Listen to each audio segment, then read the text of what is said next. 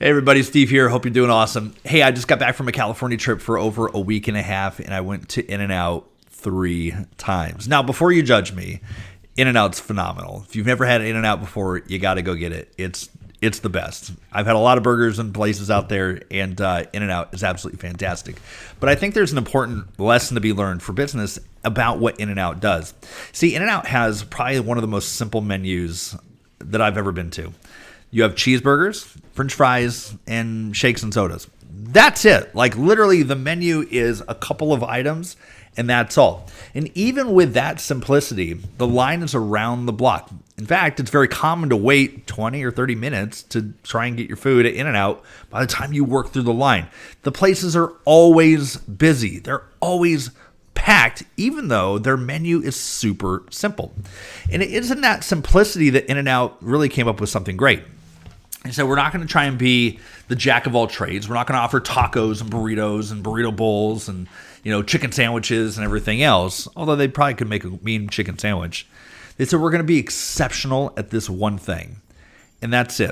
And we're going to strip out all the nuance, and we're just going to deliver this exceptional product. I didn't know if you know this, but In-N-Out actually doesn't even have freezers in their restaurants because they're so efficient. They can just refrigerate things. And so their beef is never frozen, which is actually one of their slogans that they have. They can't do that if they offered so many products they didn't know if they could move them. They got hyper efficient at one. That was it. Simplicity in one product, exceptional execution. And they just focused on doing one thing super, super well and better than anybody else. There was a time where the heiress of In-N-Out, this lady that had inherited the business from her family, was actually the youngest female billionaire in the world. And again, their menu is like 5 items. Double cheeseburger, regular cheeseburger, a hamburger, fries, and shakes. And that's it, okay? So you don't need complexity. And so many of us, we fall into this trap of thinking that we need to, say yes to everybody. We need to try and make everybody happy. When in reality, the simpler our message gets, often the better we actually sell and perform. So if you're a sales leader out there, this is my challenge for you, is try and figure out what you can take out of your offer that's creating drag. You lose money on it.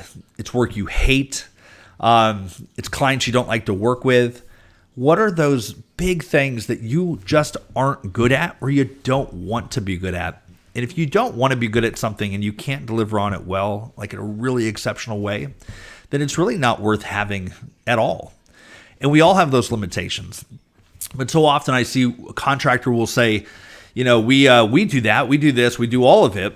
And then we start peeling back the onion a little bit. And it's like, yeah, you say yes to that, but every time you do that kind of project, the roof leaks, or it's a negative experience, or we get a bad review, or we lose money on it. We'd be better off not doing that at all and eliminating that complexity than saying yes to it and doing a half-assed job, right? So again, don't worry about it. You can have an incredibly simple business that focuses on just a couple things and still be wildly successful. You don't need to say yes to it all. So find what you are awesome at. Find out what your superpower is. Make that the core focus of everything that you do and just push as hard as you can at delivering an awesome and exceptional experience for your customer. You do that, you're going to be A-okay. So anyways, go eat some In-N-Out.